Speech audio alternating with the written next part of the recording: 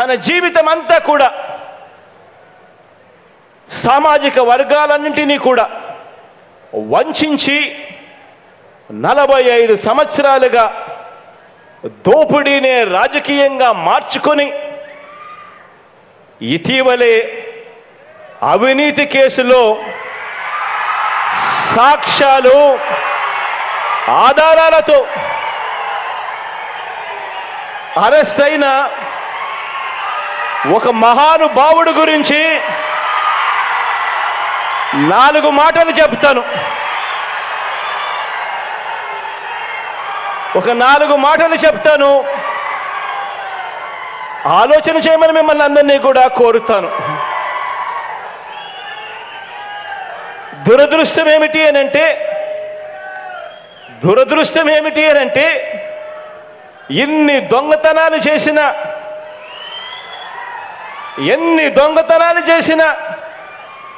ఎంతటి దోపిడీ చేసినా ఎన్ని వెన్నుపోట్లు పొడిచినా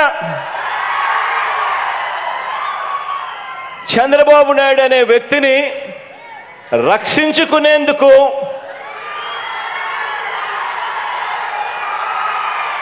పలుకుబడి కలిగిన తన దొంగల ముఠా సభ్యులు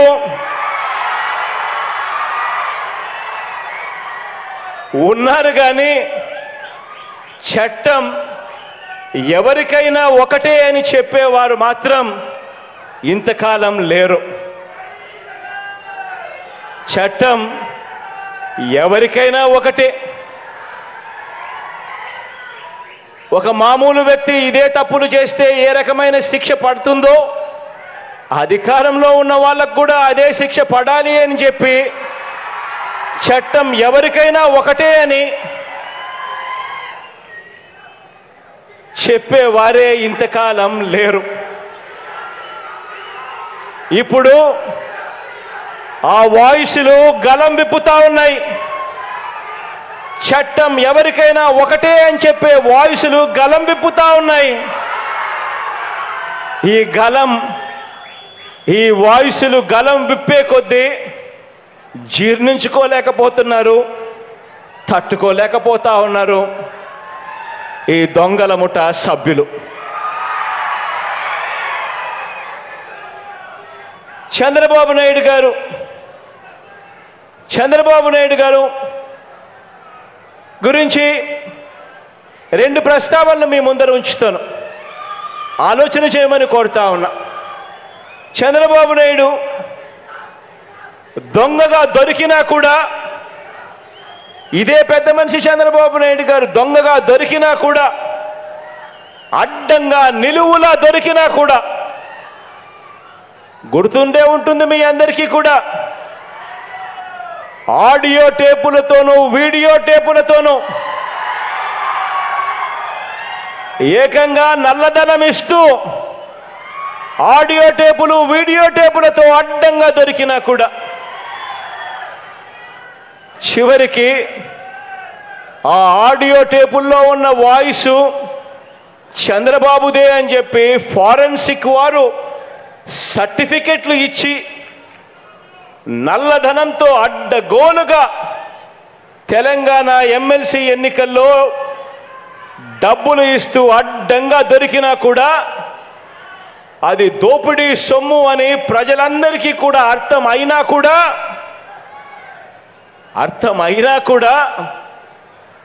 బాబు చేసినది అసలు నేరమే కాదని వాదించడానికి 10 కోట్ల ప్రజల కళ్ళకు గంతలు కట్టడానికి ఆ దొంగతనాలలో వాటాదారులు 10 మంది వెంటనే రెడీ అయ్యారు. కానీ 6 డజన్ ఎల్లో ఛానళ్ళు 2 ఎల్లో పత్రికలు రెడీగా నిలబడ్డారు. కానీ నిజాన్ని నిర్భయంగా చెప్పడానికి ఈ పెద్ద మనుషులుగా చలామణి అవుతున్న వారిలో ఏ ఒక్కరూ కూడా రెడీగా లేరు. ఎందుకంటే బాబు దొంగతనాలలో వీళ్ళు కూడా వాటాదారులు కాబట్టి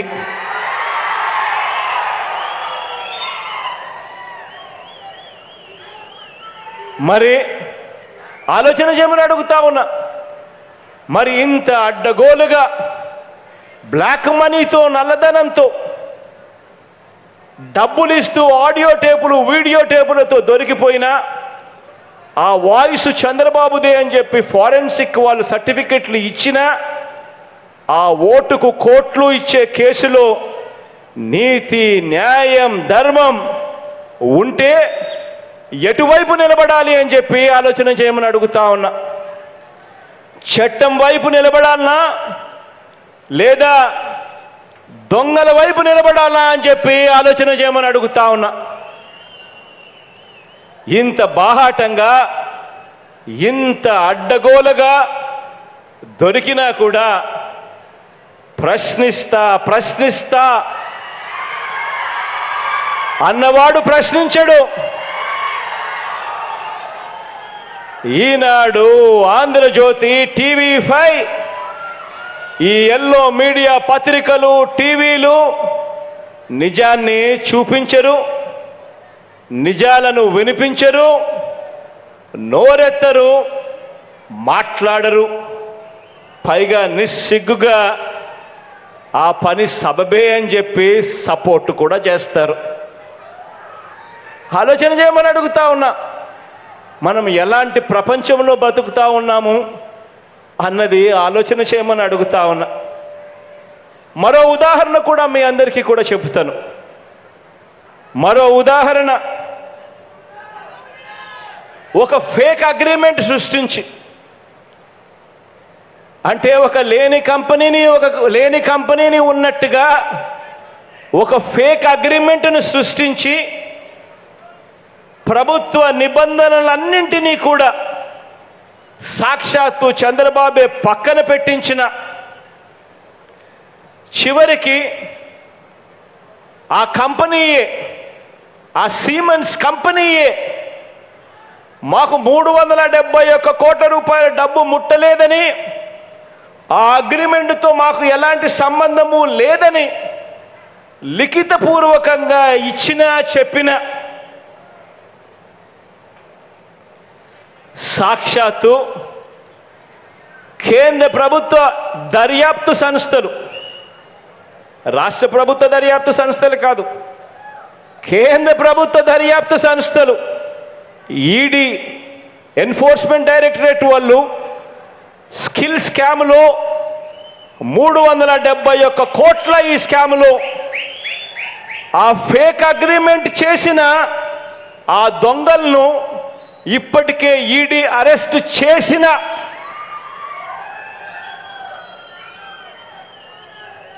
ఆ స్కిల్ స్కామ్ సూత్రధారి,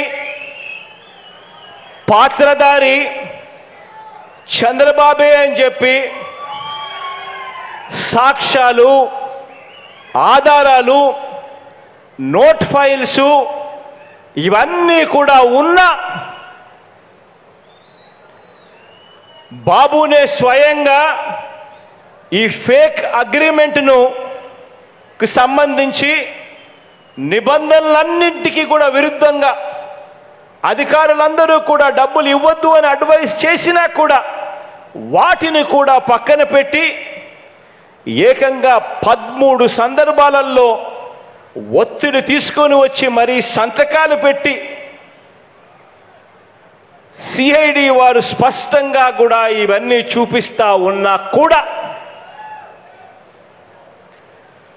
ఆ డబ్బును డొల్ల సూట్ కేస్ కంపెనీలకు ఎలా మళ్లించారో కేంద్ర ప్రభుత్వం,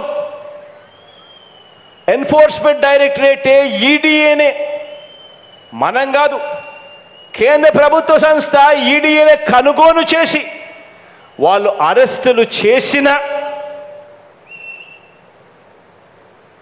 సాక్షాత్తు చంద్రబాబు పిఏ ఇంకో కేసులో దీంతో సంబంధం ఉన్న వ్యక్తులతో అడ్డగోలుగా సెల్ ఫోన్లలో చాట్లతో, ఈమెయిల్స్తో దొరికిపోయి ఇన్కమ్ ట్యాక్స్ డిపార్ట్మెంట్ వాళ్ళు ఎంక్వైరీలో ఐటీఏఆర్లో ఈ పిఏ స్టేట్మెంట్ ఇచ్చిన ఇన్కమ్ ట్యాక్స్ వాళ్ళు నిర్ధారిస్తా ఉన్నా, ఈడీ వాళ్ళు అరెస్టు చేస్తూ ఉన్నా, ఏకంగా బాబుకు ఇన్కమ్ ట్యాక్స్ వాళ్ళు నోటీసులు ఇచ్చి ఆధారాలు చూపించి, అది కూడా వాట్సాప్ చాట్లు ఈమెయిల్స్ చూపి మరి షోకాస్ నోటీసులు ఇచ్చిన చివరికి కోర్టుల్లో సుమారు 10 గంటల పాటు ఇరువైపులా వాదనలు జరిగిన తర్వాత, ఆ వాదనలు విన్న తర్వాత, సాక్ష్యాలు ఆధారాలు చూసిన తర్వాత కోర్టు బాబును రిమాండ్కు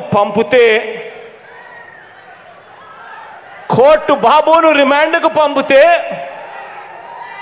అయినా ఇంత బాహాటంగా, ఇంత అడ్డగోలుగా దొరికిపోయినా కూడా ప్రశ్నిస్తా అన్నవాడు ప్రశ్నించడు. ఈనాడు, ఆంధ్రజ్యోతి, టీవీ5 ఈ ఎల్లో మీడియా వాళ్ళంతా కూడా నిజాన్ని చూపించరు, నిజాలను వినిపించరు, నిజాల మీద నోరెత్తి మాట్లాడరు, పైగా నిస్సిగ్గుగా సపోర్ట్ చేస్తారు. ఆలోచన చేయమని అడుగుతా ఉన్నా. ఎలాంటి వ్యవస్థలో ఈరోజు మనమంతా కూడా బ్రతుకుతా ఉన్నాము అన్నది ఒక్కసారి ఆలోచన చేయమని అడుగుతా ఉన్నా.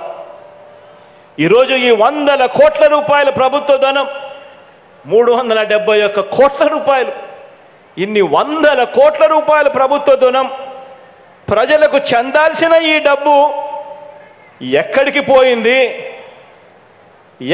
పోయింది అని కానీ, చంద్రబాబు నడిపిన కథలో చంద్రబాబును కాక మరి ఇంకా ఎవరిని అరెస్ట్ చెయ్యాలి అని కానీ ఈ రాజకీయ నాయకులు, ఈ రాజకీయ పార్టీలు నోరెత్తరు, విప్పరు. ఎల్లో మీడియాకు ఇది కనిపించదు. ఇలాంటి వ్యవస్థలో మనం బ్రతుకుతా ఉన్నాం. ఎందుకో తెలుసా ఇవన్నీ వీళ్ళు చెయ్యరు? కారణం ఏమిటి అని అంటే, ఎందుకంటే దొంగ వాళ్ళవాడే కాబట్టి, వాటాలు పంచుతాడు కాబట్టి. నిజంగా ఆలోచన చేయమని అడుగుతా ఉన్నా. చివరికి ఏ స్థాయిలోకి ఈ వ్యవస్థలు దిగజారిపోయాయి అనంటే, వీళ్ళు రాసే రాతలు, వీళ్ళు చేసే చేష్టలు చూస్తే ఒక్కొక్కసారి ఆశ్చర్యం అనిపిస్తుంది. నిస్సిగ్గుగా పేపర్లలో ఎడిటోరియల్స్ రాస్తారు. మా బాబు లంచాలు తీసుకుంటే తప్పేమిటి అని చెత్త పలుకులు రాసేది ఒకడు, బాబు అవినీతిని దాచడానికి అష్ట కష్టాలు పడేది ఇంకొకడు,